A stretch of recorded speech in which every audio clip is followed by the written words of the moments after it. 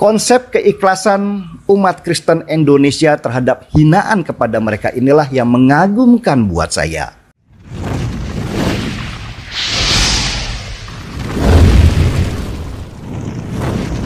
Kalau dia Kristen tersinggung, Ustadz Somad bicara, ya lapor ke Tuhanmu. Assalamualaikum sus, kepada Yesus. Ini kami mengadu sus, ini Yahya Waloni setiap kali ceramah singgung-singgung akidah kami, tolong dihukum dia. Dia kan Tuhan, kata Kristen. Nah kalau Yesus tidak jawab satu kali 24 jam, besoknya bilang lagi, Assalamualaikum Tuhan, lapor kepada Tuhan. Saya nggak suka nih Somad dengan Yahya. Setiap ceramah mereka begini begitu, nyinggung salib. Dan nanti Tuhan jawab, oh jangan, dia kan saya kasih hidayah, kamu yang goblok, begitu. Agama Kristen mungkin agama yang paling sering dihina di Indonesia.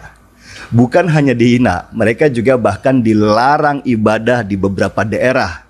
Dan karena terlalu seringnya ditekan itulah umat Kristen kemungkinan besar menjadi apatis. Ntar kalau dilaporin kita kena masalah lagi. Begitu pikir mereka. Ya mereka nggak salah sih. Banyak kasus di mana umat Kristen selalu menjadi pihak yang dikorbankan. Kasus Ahok mungkin jadi salah satu contoh di mana dia divonis karena kasus penistaan agama. Dan ini membekas sekali di hati umat Kristen di Indonesia.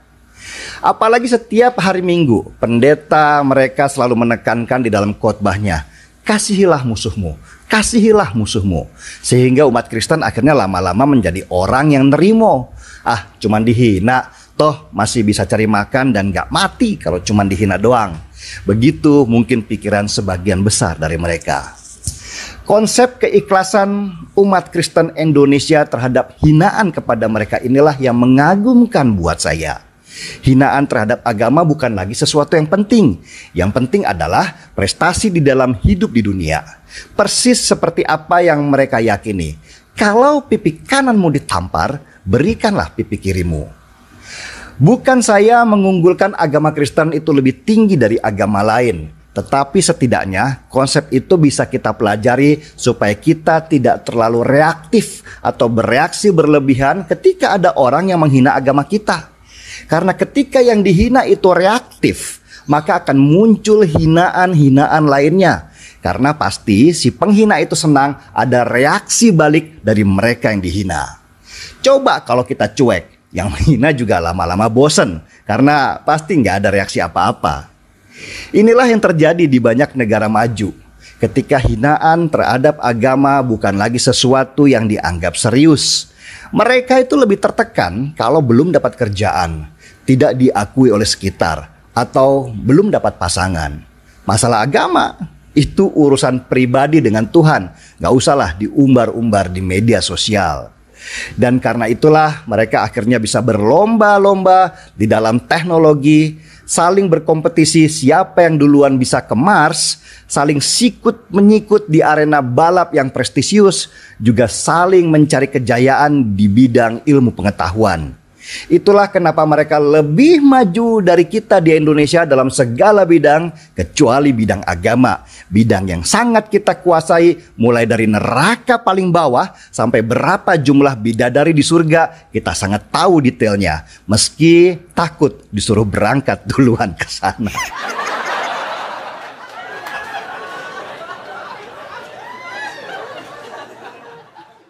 Kamu baca buku dong tentang salib. Salib itu bukan eksekusi Isa Al-Masih.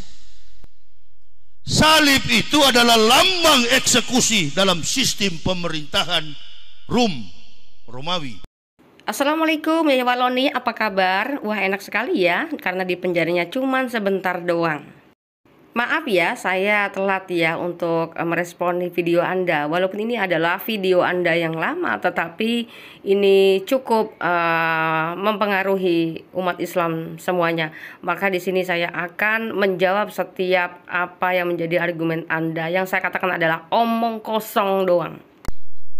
Terus berpikir, iya ya, tak mungkin Nabi Muhammad buta huruf. Bagaimana dia merangkai sastra Arabik yang terkandung dalam Al-Quran, kemudian menubuahkannya dan tetap kontekstual dalam persoalan risalah historik. Oh, nggak percaya kalau nabi Anda itu buta huruf. Kata Abdul Somad, kalau nabinya tidak buta huruf, maka bisa ada kemungkinan nabi Anda itu meniru kitab terdahulu alias mencontek. Begitu gimana dong Yahya Waloni? No history, no truths. No truths, no theory, no theory, no science. Tidak ada sejarah, maka tak ada kebenaran. Tak ada teori. Tidak ada teori, maka tidak ada ilmu pengetahuan. Oh, ini berarti kebenaran Islam ini.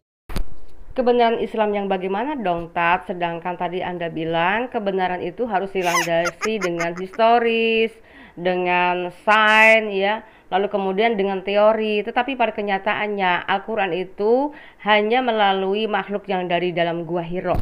Tidak semua orang akan mendapatinya, kecuali yang beruntung. Beruntungnya bagaimana, Tat? Sedangkan Quran Anda saja tidak dilandasi dari histori, sains maupun teori. Bagaimana dong, Tat? Berarti sebelum datang Nabi Muhammad, Al-Quran sudah turun.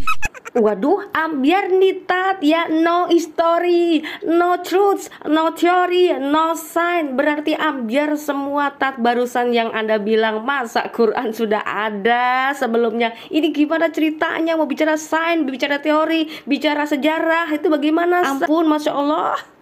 Karena sampai pada hari ini perkataan Isa yang disebut tadi itu masih ada dalam isi Al-Quran. Al-Quran berarti sudah ada atau belum? Kalau penyebutan namanya Taurat dan juga Injil itu sudah diklaim sebagai Quran, maka Alkitab kami bisa disebut Al-Quran dong, Tat. Bahasa Allah, Tat. Ini gimana? Mau bicara histori, mau bicara kebenaran, mau bicara teori, mau bicara sains, ini dari mana sejarahnya? Sudah ada Al-Quran, tapi Nabi Muhammad belum datang. Al-Quran sudah datang, tapi Nabi Muhammad belum datang. Ini artinya menampar muka Anda sendiri ketika Anda bicara tentang historis, bicara tentang kebenaran, bicara tentang teori, bicara tentang sains. Ngomong kalau sama orang yang nggak ngerti apa-apa, disangkanya pinter kamu, Tat. Kan begitu. Kebenaran sebuah kitab itu harus juga diukur dengan kekuatan logika. Oke, harus diukur dengan logika. Lalu pertanyaannya, logikanya di mana, Tat? Kalau Qur'annya turun duluan, baru Muhammadnya nyusul. Iya ya, benar ya. Kalau Nabi Muhammad yang bikin Al-Quran, tak mungkin lah.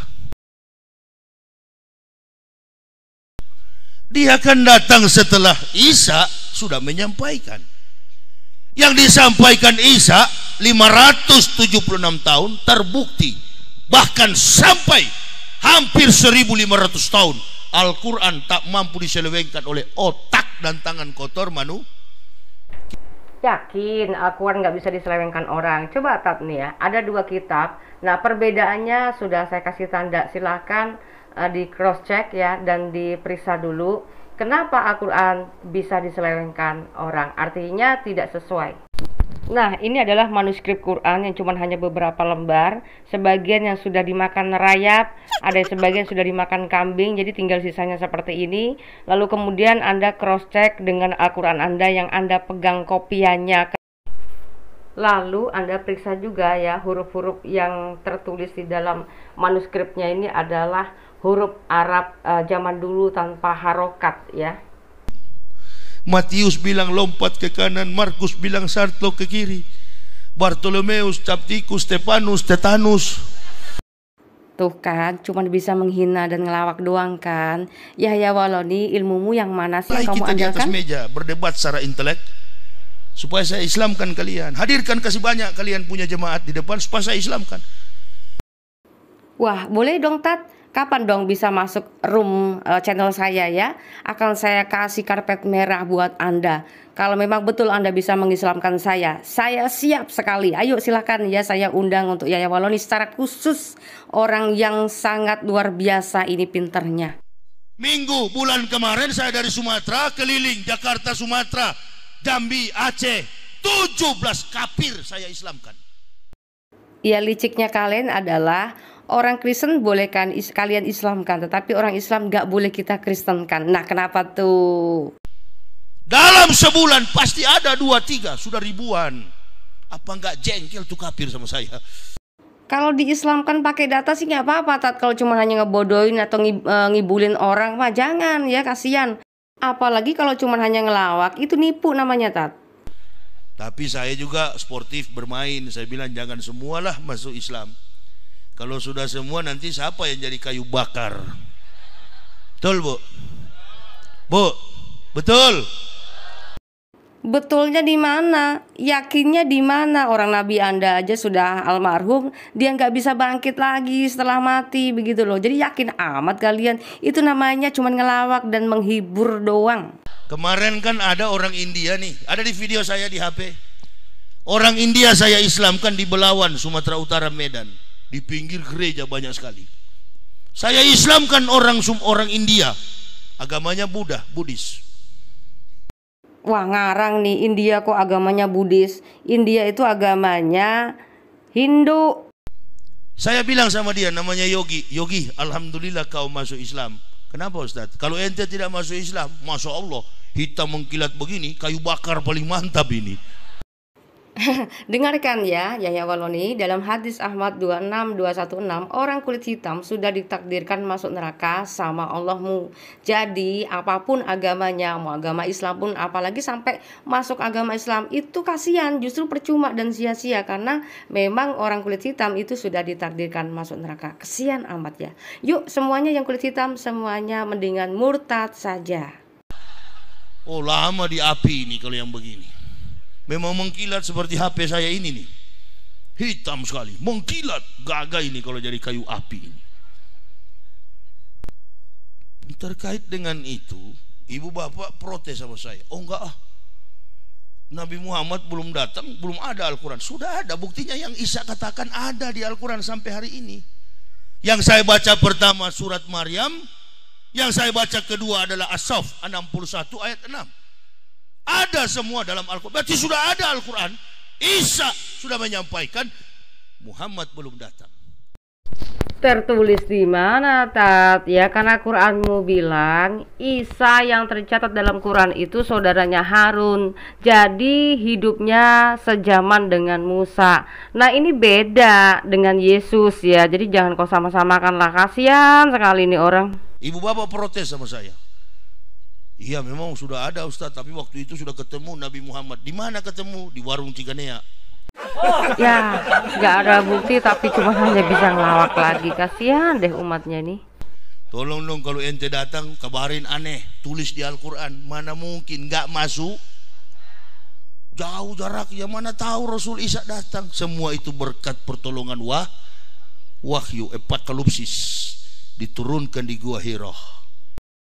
Nah, disinilah tadi saya bilang, kalau Anda tadi mengatakan kalau tidak didasari dengan sejarah, tidak didasari dengan kebenaran, tidak didasari dengan teori, tidak didasari dengan sains ya, maka itu bukanlah kebenaran. Nah, makanya saya bilang ketika Quran Anda mengatakan Isa itu keponakannya Musa alias Maryam itu saudaranya Harun, ini sudah menentang logika dan sains, begitu loh ya, Tat.